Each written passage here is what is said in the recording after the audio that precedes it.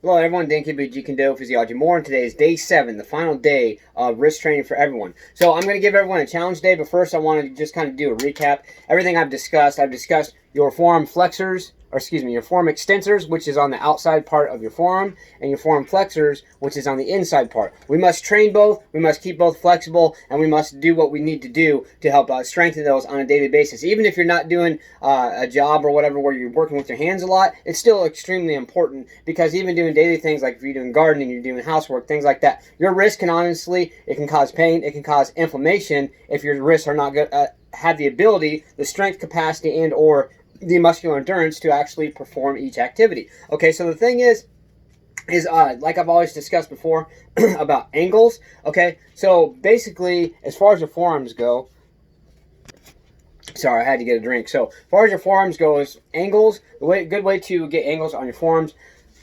Okay, so hand grippers, basic hand grippers here. All right, so you go like this. You do your basic movements, whatever, and then even go like this. Turn in, turn out. Okay, you can turn down. All those are going to target different, and you can feel it. All those are going to target different muscle fibers. Like I said earlier in the week, as far as your extensors, the ones you can see right here, there's actually underlying muscles you can't see. There's a very important one that actually runs from the side of your elbow all the way here.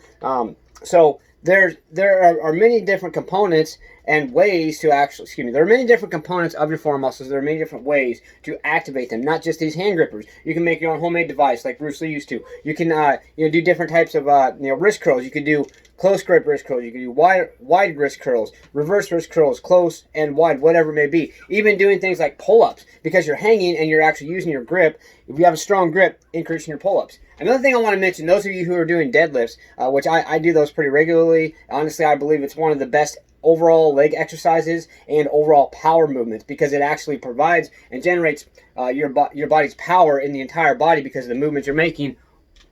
Boom, you're powering up. Okay, so it's not just good for your legs; it's good for your body. However, what I've discovered, not just by things I've learned, but by my own experience, is when you have stronger forearms, because of deadlifts, you're actually holding on to the bar. And again, I recommend the the overhand grip, not the alternate grip, because people have actually torn their biceps by doing heavy weight, doing the alternate grip. So it's actually much better to do deadlifts this way. So as far as that goes, okay, you're really going to feel it a lot in your forearm extensors, because see there, that grabbing movement. So if you're strengthening your forearms, you're actually over time going to be able to do more deadlifts, because you're not have to worry about your forearms trying to hold on to that and fatiguing out. You're going to have stronger forearms, so you can hold it longer, you can get a better grip on it, and that's going to increase the amount of deadlifts you can do. Okay, so here's the challenge I have for everyone. Go out, get yourself some basic hand grippers, work with those for a little bit, and then you can go ahead and get the more advanced ones. And I'm not sure if you can still find these. I like I said before, I got these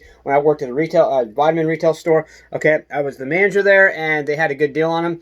This is the 200-pound, 300-pound. There's one in the middle, 250. I used to have it, gave it to my brother. But the point is, get yourself some basic ones. I'm challenging everyone to do that, and then eventually get yourself some more like this so you can really enhance. A good training session, take the smaller of the two. I recommend getting 2 different resistances.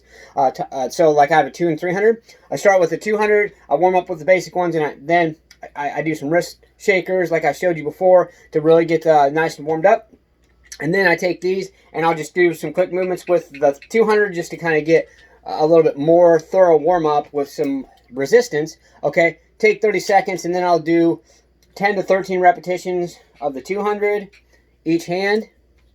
Then I'll take about 30 to 45 seconds and I do another set. Do 2 or 3 sets of that starting out. Okay, and then take about 30 to 45 seconds, maybe a minute, and then do at least 1 set with the stronger resistance. Okay, and then over time you can be able to do that. The most I think I've ever done is 11 different sets at one time. When I worked with them more, I'm getting back up to that point. But I want to motivate everyone to do this. I'm challenging yourself. Challenge yourself to go out and get yourself some hand grippers and start there. Start doing things to strengthen your wrists, and I guarantee it'll change your world for the better. So let's get out there, stay motivated. Believe in yourself, believe you can do it, and believe that you deserve it. Let's get out there. Let's go.